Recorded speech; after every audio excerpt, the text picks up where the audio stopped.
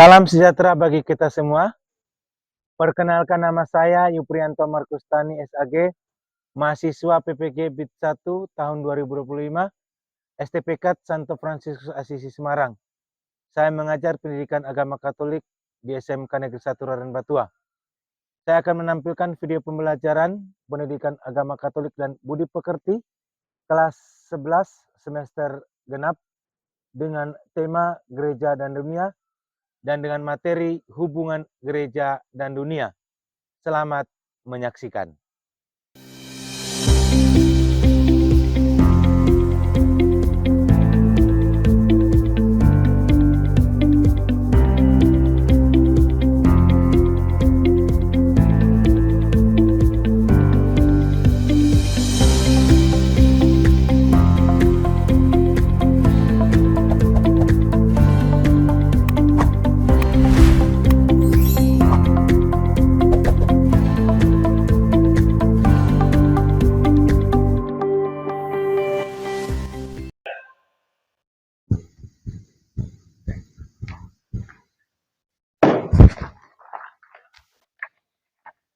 Selamat pagi.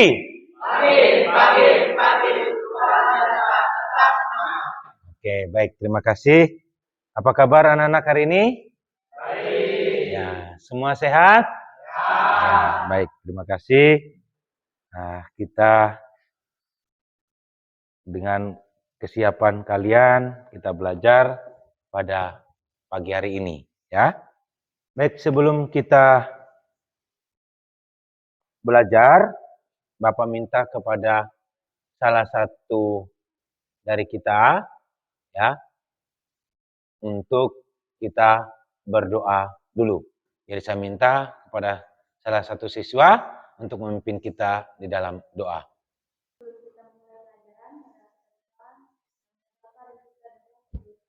Amin. Amin. Bapa dan Putra dan Roh Kudus. Amin. Baik, terima kasih untuk siswa Isa Wawe ini yang sudah memimpin kita diawali dengan doa.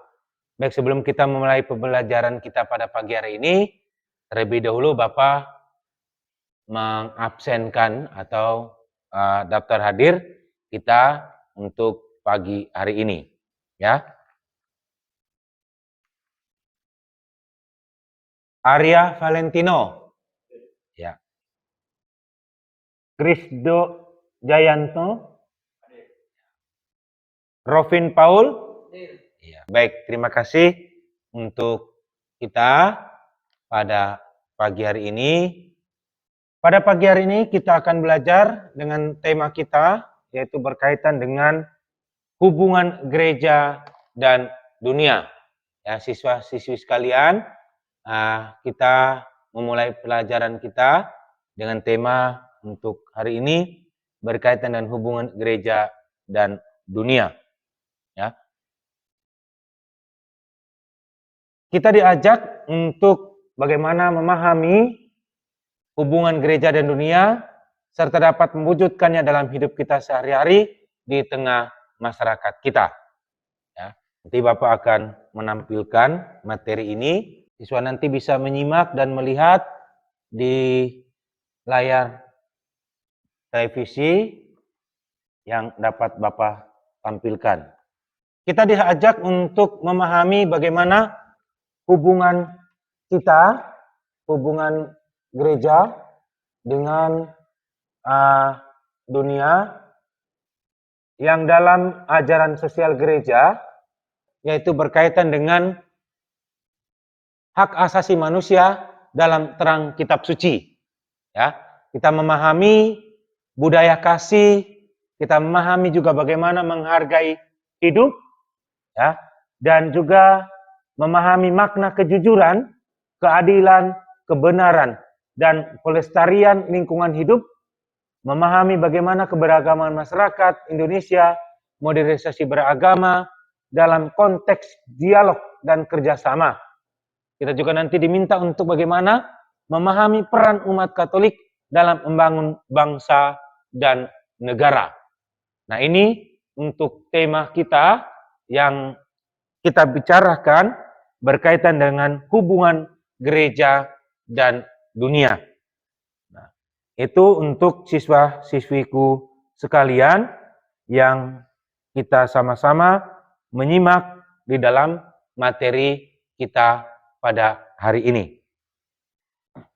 Nah, sekarang kita melihat tentang materi ini dengan tema hubungan gereja dan dunia. Ini Bapak nanti meminta kepada kita semua, kalian semua, untuk membaca dan menyimak tentang artikel. Ya, artikel yang berkaitan dengan angka kemiskinan dan pengangguran meningkat, menganalisa masalah sosial ekonomi masyarakat terdapat dalam COVID-19. Ya, 2 tahun yang lalu, 3 tahun yang lalu kita pernah mengalami COVID.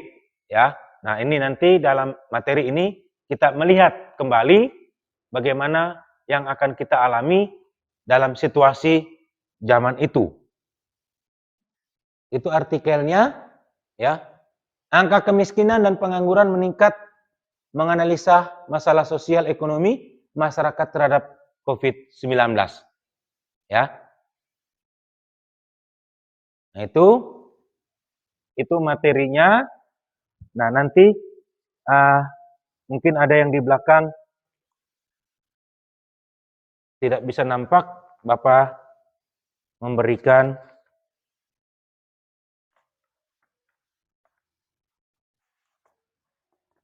materinya untuk bisa kalian perhatikan, ya, simak bersama di dalam ini. Bapak persilakan kepada kalian untuk membaca artikel itu, ya. Angka kemiskinan dan pengangguran meningkat, menganalisa masalah sosial ekonomi masyarakat terdapat dalam COVID-19. Ya, coba disimak baik-baik, diperhatikan, dilihat tentang artikel itu. Nah, sekarang kita lihat ada beberapa pertanyaan itu, ya, ada beberapa pertanyaan di bawah. Nah, itu mengatakan bahwa apa itu kemiskinan menurut artikel ini? Ya. Kemudian pertanyaannya, apa itu kemiskinan menurut artikel ini? Bisa ada yang salah satu siswa untuk bisa menjawab pertanyaan itu? Ya. Ya, Maya? Oke, baik, terima kasih. Kemudian yang pertanyaan berikutnya yang kedua, mengapa terjadi lonjakan? Ya, mengapa terjadi lonjakan kemiskinan dan pengangguran di Indonesia? Di situ buatlah analisa berdasarkan situasi yang terjadi saat ini. Mengapa terjadi kelonjakan? Ya, silakan. Ada? Kelvin, bisa? Ya. Kasus corona di Indonesia telah hampir melumpuhkan kegiatan ekonomi masyarakat. Sejak pemerintah menerapkan berbagai kebijakan seperti pembatasan wilayah dan penutupan berbagai tempat publik seperti tempat wisata, banyak perusahaan atau perkantoran yang meliburkan pegawainya. Oke, baik. Itu pertanyaan, jawabannya yang kedua. Nah, kemudian yang ketiga, di situ dikatakan bagaimana cara pemerintah Indonesia menanggulangi atau menekan pertambahannya orang miskin dan pengangguran akibat COVID-19. Mungkin bisa Krisdo? Oke, baik, terima kasih. Itu luar biasa, ya. Dari keempat pertanyaan dan kalian tadi menjawab, ya. Nah, itu nanti ini Bapak akan memberikan penjelasan berkaitan dengan artikel ini, yaitu kemiskinan sebagai suatu keadaan di mana seseorang tidak sanggup memelihara dirinya sendiri. Ya, sebuah keadaan di mana seseorang itu tidak sanggup lagi untuk memelihara dirinya sendiri sesuai dengan taraf kehidupan saat itu. Ketika ia mengalami sebuah bencana yang dalam arti bahwa bencana COVID-19, ya, maka dia tidak bisa lagi berbuat apa-apa. Ya, tadi kita dengarkan dalam artikel itu untuk melakukan keluar dari rumah kita dibatasi, ya, dibatasi oleh ruang gerak dan waktu. Nah itu. Kemudian dengan kasus corona ini juga di Indonesia telah hampir melumpuhkan kegiatan ekonomi masyarakat. Ya, kita mau belanja ke warung, mau keluar rumah, mau ke minimarket atau kemanapun, selalu tidak bisa. Akhirnya situs atau mungkin melalui media online. Lalu kita mesan. Ya, ada yang pakai apa? Grab. Ya, kemudian ada yang Shopee, ya macam-macam. Ya, situs-situs internet yang membantu untuk mengantarkan pesanan atau makanan yang kita pesan. Nah itu. Tetapi apa? Dengan situasi seperti itu pun tetap juga mengalami kelumpuhan dalam perekonomian kita. Ya, baik dari segi sosial kita beradaptasi, kemudian dengan masyarakat, dengan lingkungan, ya, kita mau ke gereja juga, ya, lalu kita pasang masker, ya, nah itu alat pelindung diri atau APD untuk kita melakukan kegiatan itu, ya. Nah, para pengusaha UMKM, usaha kecil dan menengah, juga bahkan ada yang memutihkan karyawan, PHK, ya, karena corona itu berkepanjangan, ada yang sampai dengan 2 tahun, ya, bahkan ada yang lebih. Nah itu yang terjadi di dalam kalangan kita di Indonesia. Baik. Nah, siswaku sekalian, sekarang Bapak minta kepada kalian untuk ini ada Bapak buat 2 kelompok, ya, buat 2 kelompok, yang sebelah sini 1 kelompok, yang sebelah sini 1 kelompok. Jadi silakan untuk buat kelompoknya, ya, yang sana juga buat masuk dalam 1 kelompok, yang belakang masuk di depan. Tinggal yang di depan ini menghadap ke belakang saja, ya, menghadap ke belakang untuk mutar kursinya saja supaya mudah untuk buatkan kelompoknya, ya. Oke. Ini kita sudah dalam kelompok, bisa kalian lihat di layar, ya, layar di depan. Nah itu berkaitan dengan poin penting dalam ensiklik Paus Fransiskus tentang Fratelli Tutti, ya. Nah itu di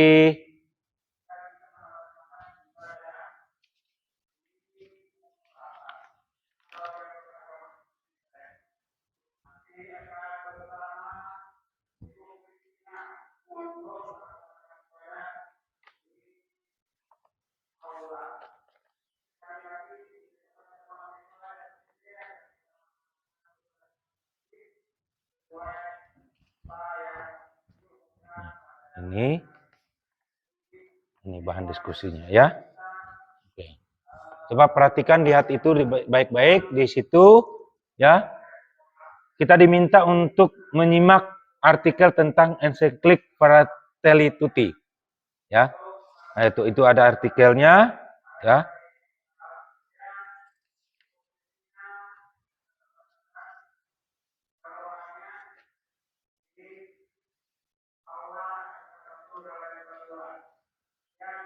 Ya.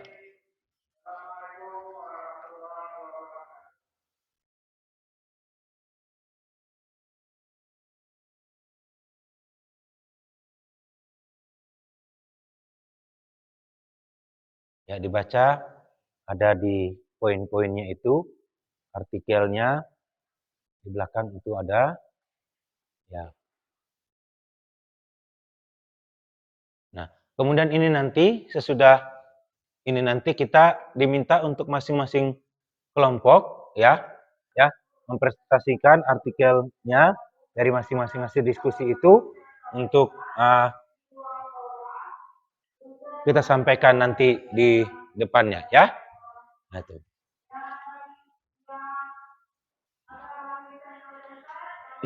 Ini Bapak kasih kelompok 1, yang ini nanti kelompok 2, ya. Nanti kelompok 1 menyampaikan dan mempresentasikan hasil diskusinya tentang artikel itu. Kemudian nanti kelompok 2 juga sama, ya, mempresentasikan hasil diskusinya nanti. Ya, dibaca artikelnya itu.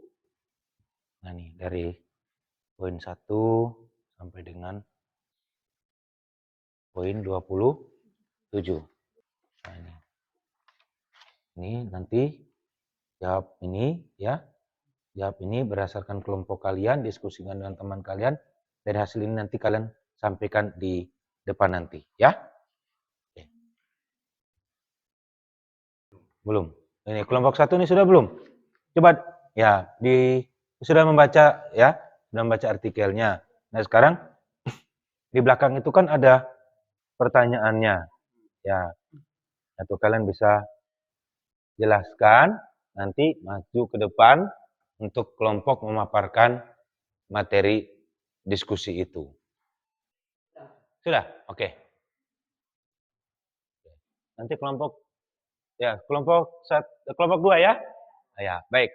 Mari kita dengar dulu. Sebelum kelompok 2 menjawab, nanti Bapak kasihkan dulu. Kita pemanasan dulu. Semuanya berdiri dulu. Ya, semuanya berdiri dulu. Semuanya berdiri. Ya, semuanya berdiri. Ya, kita kasih pelemasan dulu ya. Oke. Ikuti gerakan Bapak, ya. Atas bawah goyang goyang. Bisa ya? Coba, bisa ya? Oke. 1 2 3. Atas bawah goyang goyang. Atas bawah goyang goyang. Goyang ke kiri, goyang ke kanan. Berputar, goyang, goyang. Oke, sekali lagi yang semangat, semangat, yuk. Ya, sebutkan kelompoknya dulu. Ya, ya. Selamat siang, kami dari kelompok 2 yang mempresentasikan hasil kerja kelompok kami. Nama saya Saweni, saya Maria Hasanah Putri. Saya Rufin Saul, nama saya Rufin. Ya.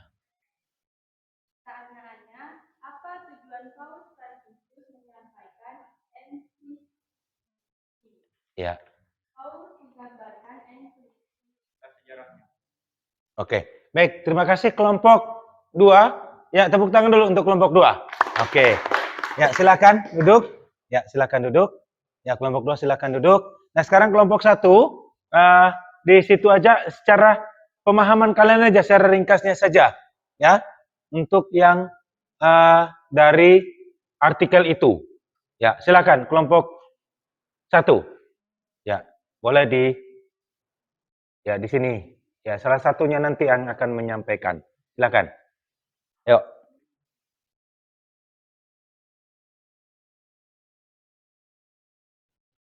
Ya. Silakan kelompok 1. Ya. Nanti perkenalkan dulu kelompoknya, ya. Ya, teman-temannya juga diperkenalkan, ya. Kami dari kelompok 1 mempresentasikan hasil kerja kelompok kami yang bertujuan mempromosikan aspirasi universal menuju persaudaraan dan persahabatan. Oke, terus. Lanjut. Sudah? Sudah? Oke, baik. Terima kasih. Tepuk tangan dulu untuk kelompok 1. Ya, sudah mempresentasikan hasil diskusi tadi tentang ensiklik berkaitan yang disampaikan oleh Paus Fransiskus, ensiklik Fratelli Tutti, ya, yang dikumandangkan oleh Paus Fransiskus. Nah,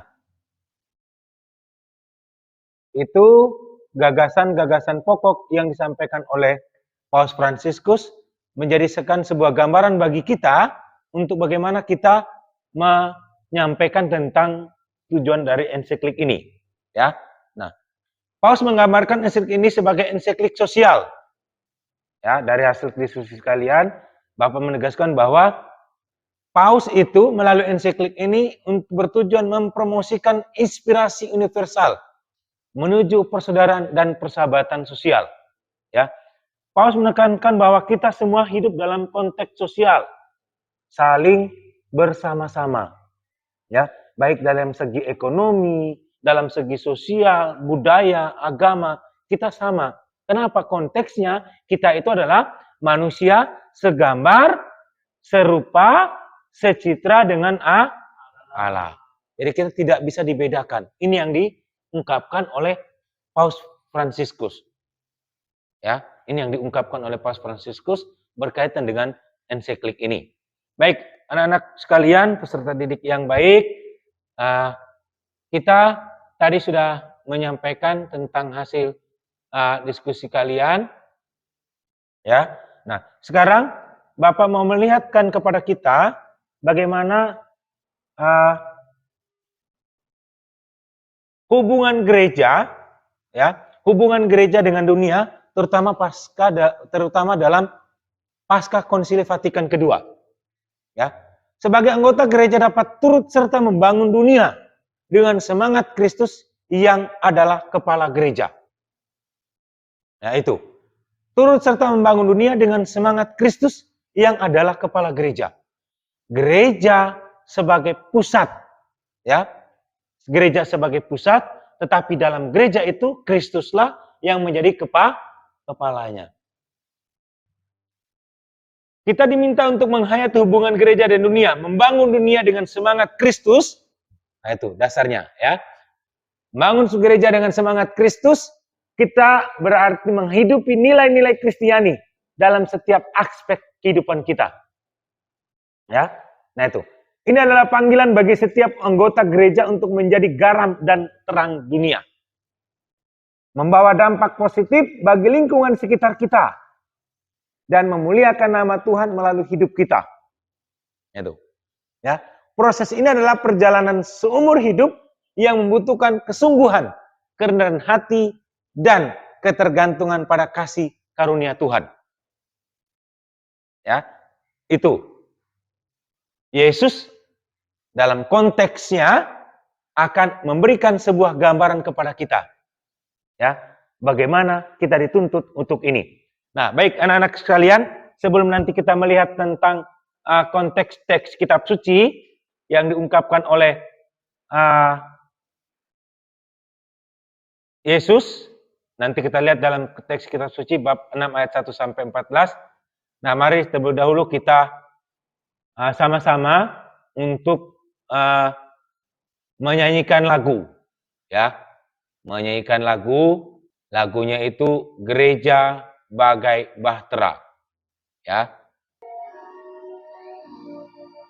Oke, itu lagunya ya, lagu Gereja Bagai Bahtera, membawa kita untuk hidup bersama-sama, hidup berdampingan dalam konteks ya kebersamaan kita. Oke, nah sekarang kita lihat seperti Bapak tadi mengatakan, kita menghayati hubungan gereja dengan dunia dalam konteks teks kitab suci, ya, bab Yohanes bab 6 ayat 1 sampai 14. Coba lihat di dalam konteks kitab suci itu, ya, ada teks kitab sucinya, ya. Coba dilihat teks kitab sucinya, Injil Yohanes bab 6 ayat 1 sampai 14. Ya. Saya minta kita untuk membaca teks kitab suci itu, Injil Yohanes bab 6 ayat 1 sampai 14. Ya. Ya, silakan. Yang ganjil yang kelompok 1 ya, yang genapnya nanti yang kelompok 2. Ya, silakan. Sama-sama kelompok 1.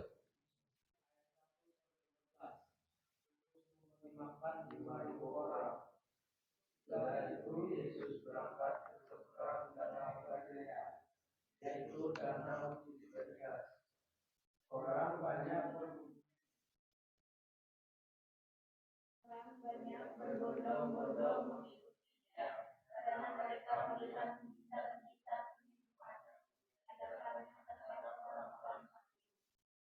Yesus naik ke atas gunung dan duduk. Lalu Yesus mengambil roti itu, mengucap syukur dan membagi-bagikannya kepada mereka yang duduk di situ. Demikian juga dibuatnya dengan ikan-ikan itu, sebanyak yang mereka kehendaki. Dan setelah mereka kenyang, ia berkata kepada murid, Oke, baik, terima kasih. Tadi kalian sudah membaca teks kitab suci ya dari Injil Yohanes bab 6 ayat 1 sampai 14, yaitu dengan Yesus memberi makan 5.000 orang. Nah, dengan hasil yang kalian baca itu, Bapak minta kepada kita untuk menuliskan refleksi ya. Kita diminta untuk menuliskan refleksi tentang kepedulian sebagai murid Yesus dalam menghadapi masalah-masalah sosial. Ya. Nah itu. Nah, aksinya kita apa? Yaitu secara sosial bagaimana kita melakukan aksi sosial secara nyata di lingkungan sekolah atau di lingkungan masyarakat kita. Ya. Sekarang coba kalian membuatkan aksinya. Apa yang harus kita lakukan? Ya, dengan kita membaca teks kitab suci tadi. Ya. Aksi apa yang harus kita lakukan untuk lingkungan sekolah dan lingkungan masyarakat dulu? Nah, supaya di lingkungan sekolah dulu, apa aksinya yang harus kita berikan? Aksi yang konkret untuk kita. Apa dulu?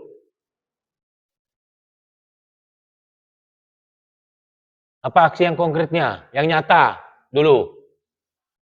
Ya, kita lakukan aksi nyata, kemudian kita sepakati.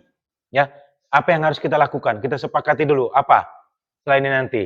Kita sepakati untuk apa yang harus kita lakukan. Ya, kita sepakati apa? Gotong royong. Ya, kita bersama di mana? Ya, di lingkungan sekolah. Ya, kita lakukan aksi nyata, gotong royong di lingkungan sekolah. Berarti apa yang kita lakukan? Membersihkan lingkungan sekolah. Ya, nah itu kapan kita lakukan? Kapan kita lakukan nanti? Setiap hari Jumat. Ya, ingat ya, setiap hari Jumat kita melakukan bersih ya, gotong royong. Oke? Untuk di lingkungan sekolah kita. Nah, itu. Baik, anak peserta didik, anak-anakku sekalian yang Bapak cintai. Nah, sekarang kita tadi sudah mendengar materi ya, materi dalam diskusi, kemudian materi kita tentang gereja dan dunia. Nah, tadi juga kita sudah mendengar juga bagaimana kita memberikan hasil diskusi kita bersama-sama. Ya, nah ini Bapak mau menyampaikan kepada kita bahwa di dalam situasi yang sudah diungkapkan oleh Paus Fransiskus tentang ensiklik Fratelli Tutti tadi, menggambarkan ensiklik ini sebagai sikap sosial kita yang bertujuan mempromosikan inspirasi universal menuju persaudaraan dan persahabatan sosial. Nah, ini yang gambaran yang diungkapkan dalam ensiklik tadi. Ya. Kemudian harapan, duka cita, kegembiraan yang dilakukan membawa kita untuk senantiasa menjadi garam dan terang. Ya. Kita diminta untuk memberikan garam dan terang. Kita diminta untuk bersama-sama saling berbagi. Ya. Saling memberi satu sama lain. Ya. Kita juga diminta untuk bersama-sama mengungkapkan penghayatan kita, wujud hidup kita. Itu tadi Bapak sudah menyampaikan refleksinya, gambaran untuk kita. Nah, sekarang kita akhiri untuk pembelajaran kita ini ya dengan doa penutup. Ya, tadi di awal Bapak sudah menunjukkan salah satu siswa kita untuk mengakhiri kita dengan doa penutup. Ya, silakan. Ya, salah satu untuk mengakhiri kita dengan doa penutup.